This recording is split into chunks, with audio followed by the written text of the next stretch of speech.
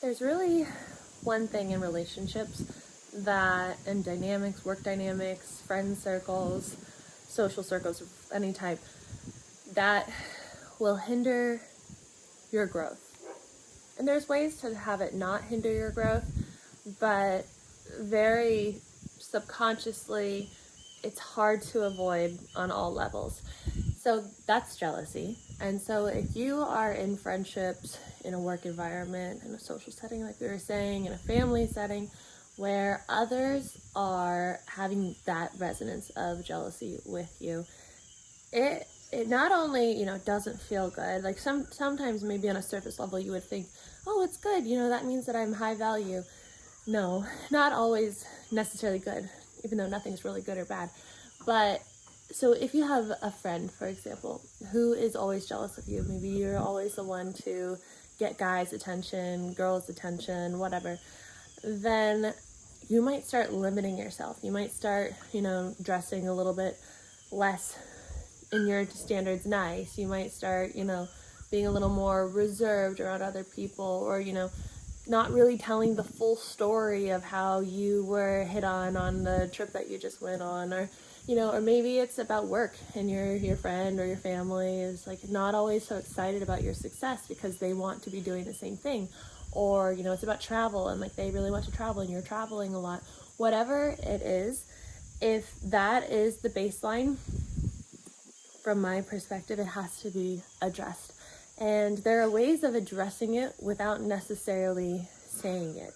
Because if you wish to continue having this dynamic in your circle, in your close circle, then it needs to be something that is supportive of you if you want to really, truly optimize your path to growth and self-exploration on the journey of ease and grace, and finding the path of least resistance that really supports you in a way that brings you joy and happiness and health and abundance and all the things that, you truly probably desire. And so there are ways to address it. And it depends really on each dynamic and each situation. But if you're watching this right now, it's probably going on to some extent in some setting, dynamic that you have in your life. And so it would really just be about confrontation. And something that I've learned over the past few years is that confrontation is an act of self-love. It's an act of self-acceptance. And if you go into something or if you're just thinking about it right now, you're thinking about the confrontation and there's fear. Also, I forgot to show you guys this beautiful, beautiful view here in Kentucky. So pretty. That's where I've been staying over there. It's actually quiet right now. The dogs are just going off. There's a lot of dogs here. Got puppies here. If you want puppies, let me know. Message me on Instagram. Got flat coat retriever puppies, girls and boys, available right now. They're almost ready to go to their new homes. But confrontation, it's an act of self-love, self-acceptance, right? If you're imagining doing it right now and you're thinking about that situation of confrontation, what comes up? Maybe fear, maybe anxiety, maybe you don't want to upset them or ruin the dynamic, because that will change things, that will change your living environment, your paycheck, your level of support that you have. And so then you have to start looking inwards, and you have to start looking at really your lack mindset and your abundance mindset. Because if you know that you're always going to be enough, have enough, when you are in alignment with following your path, your truth, the way that you're feeling, and knowing when it's coming from a heart place or from an unresolved trigger place. And so if you're going from that heart place, oh, little puppies, then you're always going to be in alignment with the truth of who you are, because your heart is your soul. Your heart is the truth of who you are. The truth of who you are is infinite abundance. It's unconditional love. When you are in alignment with that, you are in resonance with abundance, and you will always have enough, be enough. So even if that dynamic comes to an end because of this confrontation, that you're coming from a conscious, heart open space, then it's not meant to be. If it's going to continue being because you're staying quiet, then you're not in alignment with the truth of who you are. You're not honoring yourself. You're not honoring, that self-love that you can have, that self-acceptance that you can have. And maybe that dynamic will continue, and that might feel safe because the subconscious doesn't want you happy. It wants you safe. It wants things to stay familiar because it already knows how to handle what's right in front of you, how to handle what you've already handled. But there is a path where you are surrounded by people who support you, who expand you. And the thing with this is, as you continue to expand and start to truly remember the truth of who you are, get what you want, that will, create this period of time where maybe you don't have expanders around you, and you will probably be quite triggering to other people. And that's just part of the process, and it will be exactly what it needs to be for them and for you. And so perhaps when you have that confrontation of saying, hey, what is going on? Like right now, whenever I feel like I talk about this thing or share about this thing, it's just like you shut down. Like, that's what I'm observing from my perspective. Like, what's going on there? I would love to go deeper. I would love to hear, your perspective on this. I would love to support you in any way that I can. I would love to just get clarity because I love you and I really value you. That's a safe way of opening that communication and getting to the root of things, bringing things into awareness, because maybe they're not even thinking that they're doing it, but it's hindering your growth if you're allowing it, and if it's affecting you on any level, which it probably is. And so sometimes, I'm not doing anything, and you'll know how to handle that, right? Either you can go deeper, or you can wait, you can try again, you can create space, or you can say, well, actually, it's really bothering me. It's really actually affecting me. It's holding me back, and I feel like I'm becoming less of myself to, accommodate this situation that is quite obvious to me, and I would like to actually address it. And so then, maybe get a little more fierce. Maybe you have to do that. And again, that might be scary, but doing it teaches your subconscious that it's safe to stand up for yourself. And maybe you didn't know that as a kid.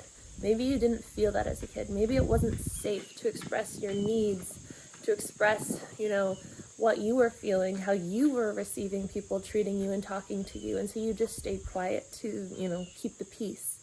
But this isn't about keeping the peace with people who are not helping you expand.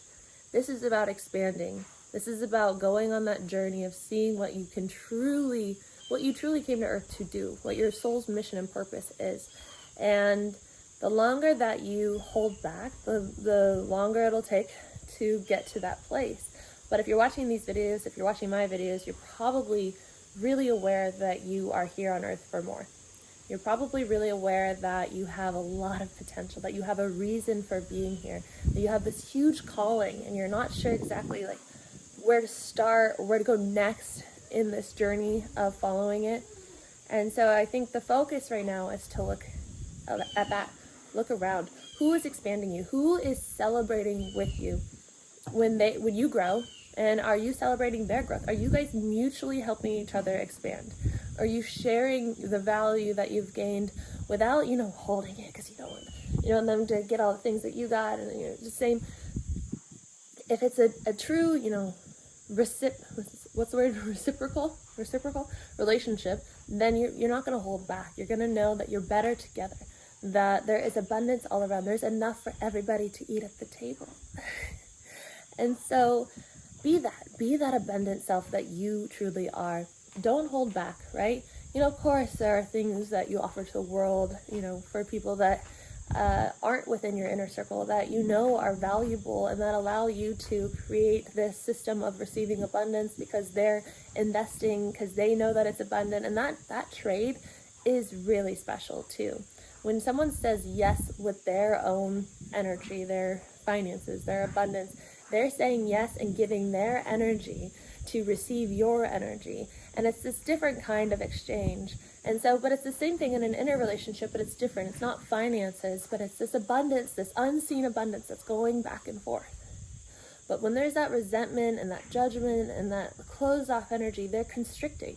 They're not letting that natural flow of infinite abundance going between you guys. And so you can clear that block through communication, through bringing awareness to it first, and then meeting it with love and acceptance.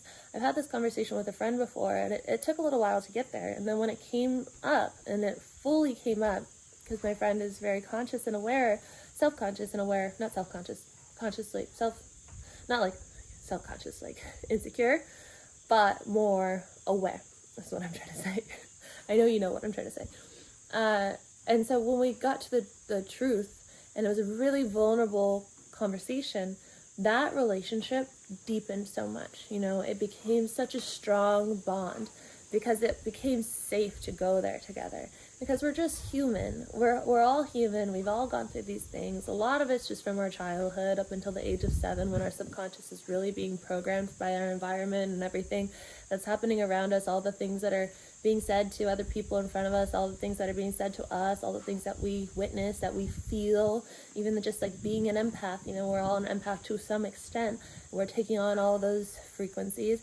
And so you're programmed up until that point, and that's affecting your adult relationships, and then that's affecting the people in your life, their adult relationships. And so we're all just human. It's very, very easy to forgive people when you see that we're all just having this human experience.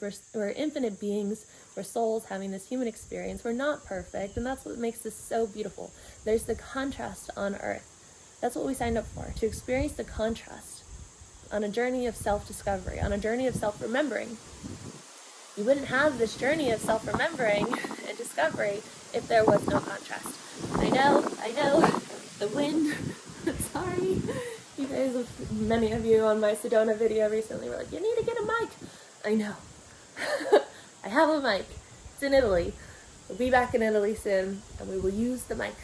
I will try. But I love keeping it simple. It's like my motto.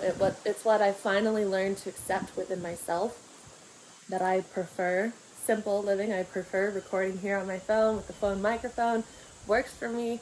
I like a simple life. I mean, it's not really a simple life. I like minimal living right now. I like working smarter, not harder. And before, I used to think that was making me lazy, because that's what I was told. I was told I was lazy, I was a derelict, I was a loser. And I was like, I don't think I'm a loser. Like, when I finally grew up and was like, those are really sad stories that were told to me. I'm not a loser. I see things differently. I see that we've added all these extra steps to things that don't need extra steps.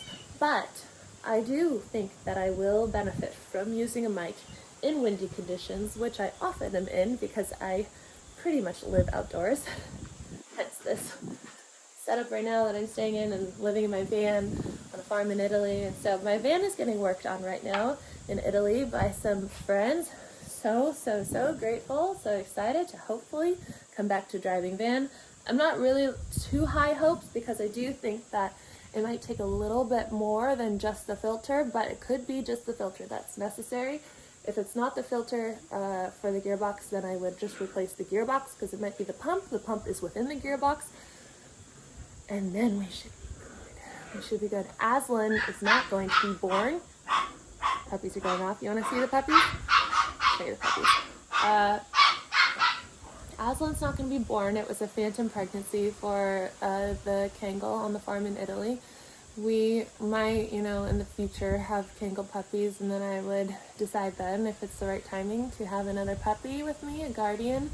But right now I have Arlo full-time with me. We travel the world together. I have Zemo on the farm, and when I do little short trips, once the van is fixed, I've got Duchess, who, if she likes van life, she can come with me. That's my kitty. I've got Ladybug, of course, that you guys helped me rescue.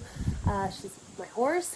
And then Chaos, who's going to be born in the spring, her baby. And we got a lot of animals. We got a lot of animals. We got a lot of wonderful things. And of course, with this lifestyle, it feels so soul-aligned, but it's very confrontational to some people. Not in words, but just, coming home and having so many conversations with people, seeing so many people, it's been so beautiful. But you start to see, like, some people just are not ready to meet you there in a place where they're like, oh, that's wonderful. It's just like, oh, okay, well, yeah, sounds cool. I went to Italy once. It's like, that's fine. That's completely fine. And if you need people to validate your experience, then you're doing it for the wrong reason, right? But you do want to observe who is there to let you expand, and then you can invite them. If they truly are, then, depending on other factors too, they're probably someone that is worthwhile keeping in your inner circle, because you want people who are going to help you grow. You want people, you want community. Maybe you don't want, but deep down, that is the secret to longevity, is true community. There's a Harvard study on it. They followed these people for their entire life. They found that the most effective thing for longevity, to live a long, healthy life, is not necessarily whole foods, not necessarily non-toxic products, not necessarily, all these other things. It's community. It's having people around you who, just feel good, laugh, you feel like you can truly be yourself. And that will come from a place of addressing those underlying things where they don't let you be in your full expression. It's very, very, very, very, very important. So, with all that being said, if you like this video, please give it a thumbs up. Subscribe if you're new here. Leave a comment if you feel called to do so. If you don't know what to say, you can say, howdy? No, howdy's not really a Kentucky thing. Hello, Kentucky. And if you want to sign up for one of my programs, 21 Days to Howdy might be, you can let me know. We're from California, but anyway, 21 Days to Know Your Divine Guidance. It's all about going into your heart space, getting familiar with your angels and guides, asking for guidance from that place, getting familiar with identifying your angels and guides. When I started doing this a few years ago, and I started learning my divine team, one of you just commented on here too, how you started learning your divine team, and you learned that you have this beautiful guide that's with you that feels like dragon energy. I've seen that actually for one of my friends when I did a reading for her. And so for me, I have these very, very unique individual guides who are in my life for different purposes. I don't know if they'll be in my life this whole human experience, or if they're just in this chapter, or if I'll meet other ones. But this program allows you to get to know that within yourself. Who's here with you right now, supporting you, and why they're here, and what they can offer you, and what you can give them permission to do within your life to support you. Because they will for sure want you to expand and be your full expression. And then I have 21 days to rewire your mind, which is all about going into your, not going into your mind, but it's all about getting familiar with your chosen timeline, visiting your chosen timeline every single day, choosing it with your free will or anything that is better and more aligned with your soul. And then by visualizing and doing the daily exercises and the visualization, you're going to rewire your mind, you're going to heal your nervous system, and you're going to change your perceived reality with quantum manifestation. So it's a really, really, really powerful program. They both are. They're what gave me my life back. I used to be really sick, bedridden with Lyme disease and mold illness, and now I get to travel the world and live in really beautiful places and experience all these things that my heart feels so happy to be experiencing. So if you want to work one-on-one, I have that available as well, and will be available once I get back to Italy in October. So I'll see you guys in tomorrow's video. Bye. Oh, I want to show you puppies, and I can show you Arlo as well. One moment. Are they going to say hi?